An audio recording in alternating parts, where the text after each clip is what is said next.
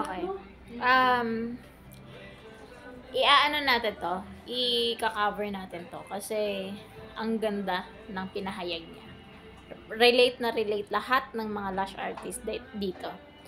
From, ano to, kay Ma'am Leslyn Veridiano. Siya yung lash artist. Ang problema niya, mga mi, paano gagawin ko kapag nag-on the spot fanning ako? On the spot fanning, ibig sabihin niya dyan is mag-manual fanning siya. On the spot talaga. Sobrang tagal kong gawin yung isang set.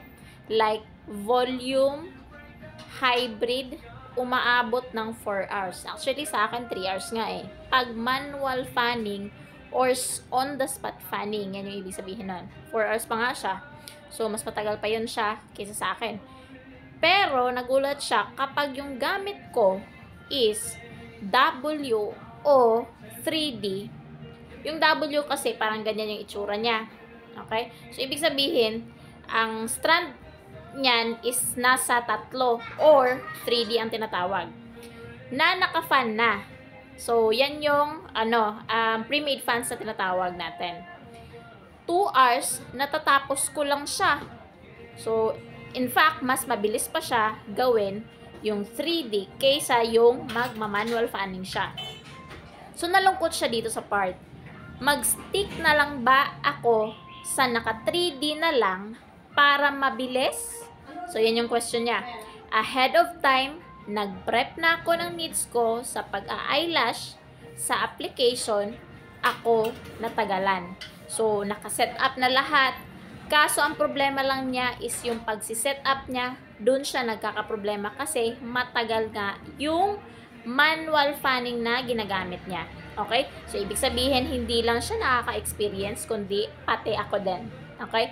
Lahat ng lash artist, ganyan yung mararanasan kapag nag-manual fanning ka at hindi ka gumamit ng pre-made fans natin. Okay? Ahead of time, ito pala siya. Ayaw ko naman sukuan kasi nai-enjoy ko siya. Even sobrang dalang ng clients. Nai-stress lang ako kapag tumatagal siya ng 4 hours. Ngayon, bakit ko kamo kailangan talaga to ipapakilala sa inyo lahat? Sa inyong lahat, mga salon owner, mga lash artist, at kung sinong may balak pang magtayo ng lash industry, makakatulong yung pre-made fans natin. Okay? Kahit na siya nakaka-experience ng stress, kahit na siya nakaka-experience ng pagkainip, how much more kung yung client mo na humihiga na dyan at hihiga siya ng ilang oras. Like, pati yung client mo may stress sa sobrang tagal. Biruin mo ba naman, 4 hours niya gagawin yon. So, ngayon, kapag meron ka neto, sis, I tell you, gagaan yung buhay mo. Gagaan yung pakiramdam ng client mo kasi hindi siya hihiga ng ganong oras para kabitan mo siya ng lash extensions kasi meron na nga tayong pre-made fans.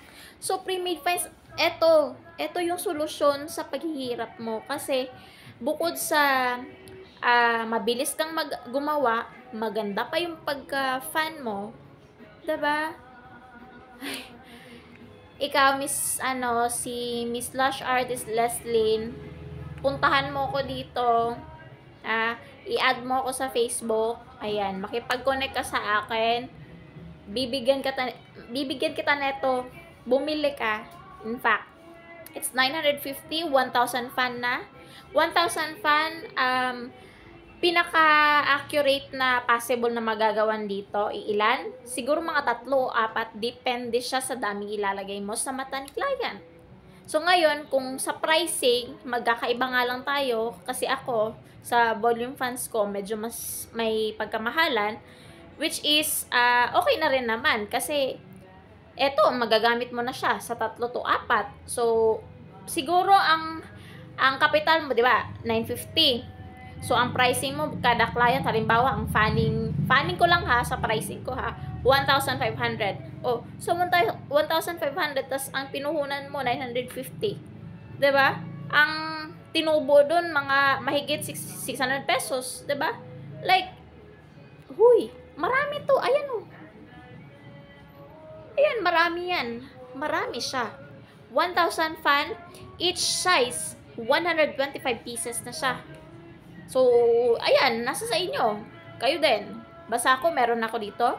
Meron tayong stock dito. So, meron akong 3 stock nito. So, hindi ako nag-i-stock ng marami. Kung bibili ka, made to order siya. At kung meron pang natira, kung may chance pa na meron pa kang natira sa bahay, ayun, umorder ka sa akin. Yun, PM mo ko. Ganon, sa TikTok. Or mag-check out ka dito sa TikTok. Ganon. So, 950. May 3 variants to. I-explain ko lang na may ID sa inyo. May 3 variants to. Pwede mo siyang kunin 950. Pwede mo siyang kunin 700 pesos. 500 pesos. Pwede mo siyang kunin. Okay lang. You can ask for request kung anong klaseng sizes lang yung gusto mo. Like, for example, 8 to 15 meron to. Itong bilog na to, 8 to 15 sizes, okay? So, 950 na siya. Ngayon, kung gusto mo lang from, for example lang, 8 to 13. O, yan lang talaga yung size na gusto mo. Walang problema, bibigay ko to sa'yo, 700 pesos. Kukunin ko yung size 14 at saka 15. Ganun lang. Kung gusto mo naman ng, ang afford mo lang is 500 pesos, walang problema. Oh, mag-request ka lang ng anong size na gusto mo. Sige, siguro 8 to 12 or 8 to hanggang 11 lang gusto mo. Bigay ko to sa'yo ng 500. Nasa sa'yo na yan kung paano mo siya i-market nang hindi ka malulugi at malaki yung return ng in-invest mo. Ganun lang kasi yan. And then, tawag dito, maganda ang fanning neto. Meron akong naipakita sa inyo na nung nag-ex-deal ako sa isang salon, ayun, magandang resulta sa akin yung pagkagawa sa akin. Malambot yung fanning. Ano pa, durable. Kung sasamahan nyo pa ng eyelash glue natin, samahan nyo na, 700 pesos. Kung gusto mo ng makamura, bilhin mo ng 10 piraso, makaka 500 pesos ka na lang sa isang glue ko. Oh. Diba? Tsaka pakita ko pala sa inyo yung gawa niya. Tingnan mo, oh. Maganda yung gawa ni Miss Laislyn. Maganda yung gawa niya. Pero hindi ko alam kung ilang oras siya tumagal dyan at para maikabit niya yan sa client. Like, oh, maganda yung gawa niya. Tapos ngayon, ikaw, kung ako sa'yo, Miss Laislyn, subukan mo tong pre-made fans natin, siguradong hindi ako mapapahiya sa'yo. Diba? Then, kapag ka naging loyal buyer pa kita, tuturuan pa kita kung paano ang pagkabit, paano tamang pag-alaga, paanong tamang preparation neto, diba? Ayan. Yeah, ganun lang. Thank you so much. Check out na.